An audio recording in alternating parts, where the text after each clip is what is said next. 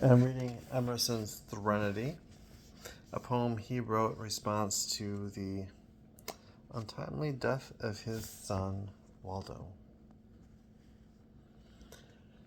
The south wind brings life, sunshine, and desire, and every mountain meadow breathes aromatic fire. But over the dead he has no power. The lost he cannot restore. And looking over the hills I mourn, the darling who shall not return. I see my empty house, I see my trees repair their boughs, and he, the wondrous child whose silver warble wild outvalued every pulsing sound, within the air's cerulean round, the hyacinthine boy for whom morn well might break an April bloom. The gracious boy who did adorn the world whereinto he was born, and by his countenance repay the favour of the loving day, has disappeared from the day's eye. Far and wide she cannot find him. My hopes pursue, they cannot bind him. Returned this day the south wind searches, and finds young pines and budding birches, but finds not the budding man. Nature, who lost him, cannot remake him. Fate let him fall, fate can't retake him. Nature, fate, men, him seek in vain. And whither now, my truant, wise and sweet? Oh, whither tend thy feet? I had the right few days ago, thy steps to watch, thy place to know. And have I forfeited the right? Hast thou forgot me in a new delight? I hearken for the household cheer, O eloquent child, whose voice as equal messenger conveyed thy meaning mild. But though the pains and joys whereof it spoke were toys, fitting his age and ken, yet dearest dames and bearded men, who heard the sweetest request, so gentle, wise, and grave, bended with joy to his behest, and let the world affairs go by, a while to share his cordial game, or mend his wicker wagon frame, still plotting how their hungry ear that winsome voice again may hear, for his lips could well pronounce words that were persuasions. Gentlest guardians, marked serene, his early hope, his liberal mien, took counsel from his guiding eyes, to make this wisdom earthly wise. Ah, vainly do these eyes recall the school march, each day's festival, when every morn by bosom glowed, to match the convoy on the road. The babe in willow wagon closed, with rolling eye and face composed, with children forward and behind, like Cupid studiously inclined, and he's the chieftain paced beside, the centre of the troop allied, with sunny face of sweet repose, to guard the babe from fancied foes. The little captain innocent took the eye with him as he went. Each village senior paused to scan and speak the lovely caravan.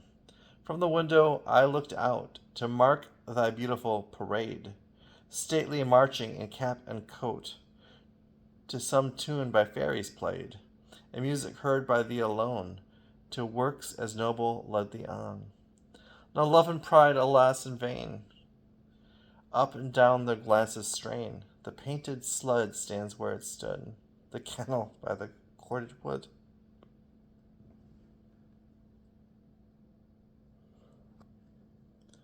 The gathered sticks to stanch the wall of the snow tower when snow should fall. The ominous hole he dug in the sand, and childhood's castles built or planned. His daily haunts I well discern, the poultry yard, the shed, the barn, and every inch of garden ground, paced by the blessed feet around.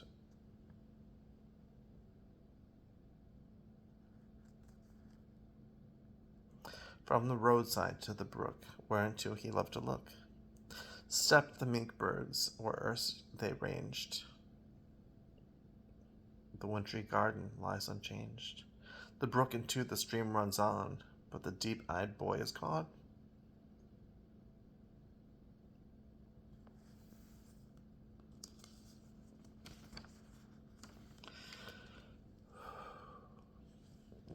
On that shaded day, dark with more clouds than tempests are, when thou didst yield thy innocent breath in bird-like heavings unto death, night came and nature had not thee. I said, we are mates in misery. The morrow dawned with needless glow.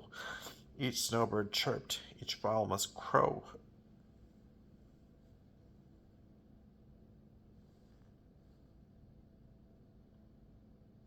Each tramper started, but the feet of the most beautiful and sweet of human youth had left the hill and garden. They were bound and still.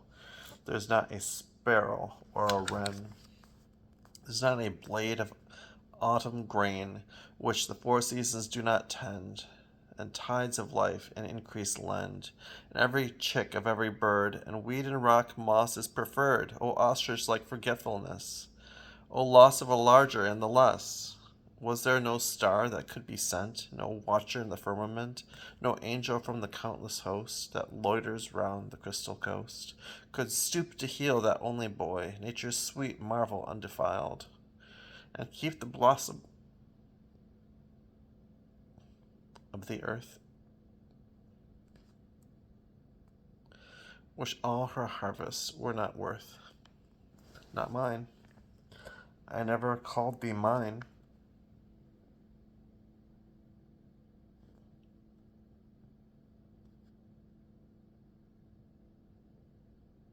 But nature's heir, if I repine.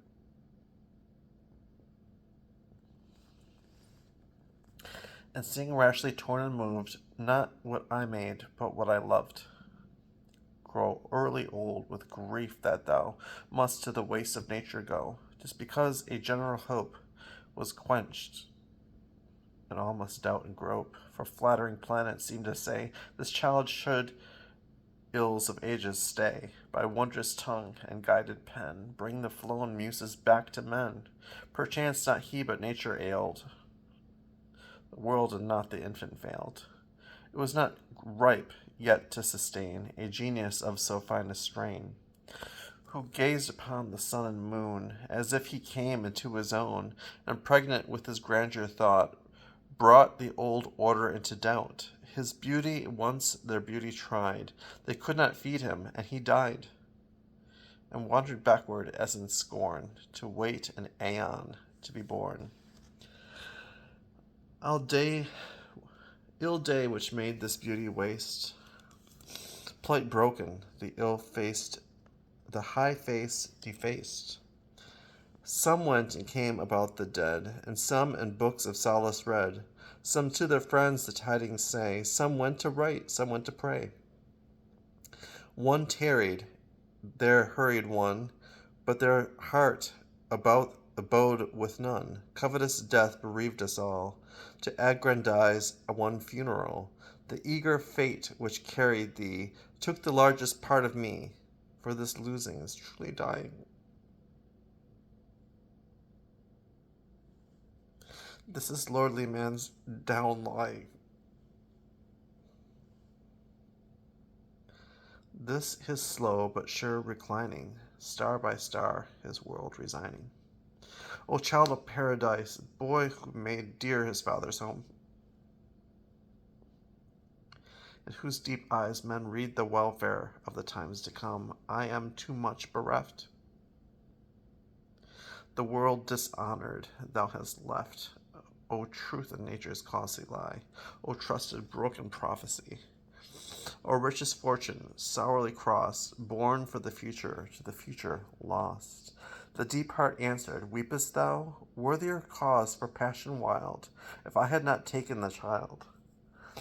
Deemest thou, as those who pour, with aged eyes, short way before, thinkest beauty vanished from the coast, O matter, and thy darling lost? Taught he not thee, the man of eld, whose eyes within his eyes beheld heaven's numerous hierarchy span, the mystic gulf from God to man? To be alone wilt thou begin, when worlds of lovers hem thee in. Tomorrow, when the mask shall fail, that dies in nature's carnival, and pure shall see by their own will, which overflowing love shall fill. 'Tis not within the force of fate that fate can join to separate. But thou, my votary, weepest thou? I gave thee sight, where is it now? I taught the heart beyond the reach of ritual, Bible, or of speech. Wrote the mind's transparent table as far as the incommunicable. Taught thee each private sign to raise, lit by the supersolar blaze, past utterance and past belief, and past the blasphemy of grief. The mysteries of nature's heart. And though no muse can these impart, throb thine with nature's throbbing breast, and all is clear from east to west. I came to thee as to a friend. Dearest, to thee I did not send tutors, but a joyful eye, innocence that matched the sky, lovely locks, a form of wonder, laughter rich as woodland thunder, that thou mightst entertain apart thy richest flowering of all art. And as the great all-loving day through small chambers takes its way, that thou mightest break us daily bread, with prophet, Saviour, and head, that thou mightst cherish for thine own the riches of sweet Mary's Son, boy Rabbi, Israel's paragon, and throughest thou such guest would in thy hall take up his rest, would rushing life forget her laws, fate's glowing revolution pause? Such omens ask diviner guess, not to be conned to tediousness, and know my higher gifts unbind the zone that girds the incarnate mind. When the scanty shores are full with thoughts perilous, whirling pool, when frail nature can no more, then the spirit strikes the hour, my servant death with solving right pours finite into infinite. Wilt thou freeze love's tidal flow, whose streams through nature's cycling go? Nail the wild star to its track on the half-clammed zodiac? Light is light which radiates, blood is blood which circulates, life is life which generates, and many seeming life is one. Wilt thou transfix and make it none? Its onward force too starkly pent, and figure bone and lineament. Wilt thou, uncalled, interrogate, talker, the unreplying fate, nor see the genius of the whole ascendant in the private soul, beckon it when to go and come, self-announce its hour of doom? Fair the soul's recess and shrine, magic built to last a season, masterpiece of love benign, fairer that expansive reason, 'tis omen, 'tis and sign. Wilt thou not ope thy heart to know that rainbows teach and sunsets show? Verdict which accumulates from lengthening scrolls of human fates, voice of earth to earth returned, prayer of saints that inly burned, saying, what is excellent as God lives is permanent. Hearts are dust, hearts' loves remain, heart's love will meet thee again. Revere thy Maker, fetch thine eye up to his style and manners of the sky.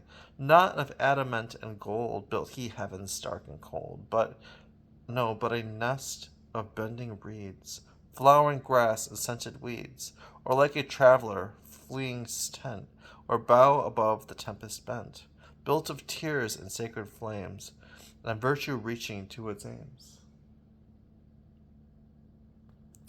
Built of furtherance and pursuing, not of spent deeds, but of doing. Silent rushes the swift Lord through ruined systems, still restored. Broad sowing bleak and void to bless, plants with worlds, the wilderness. Waters with tears of ancient sorrow, apples of Eden ripe tomorrow.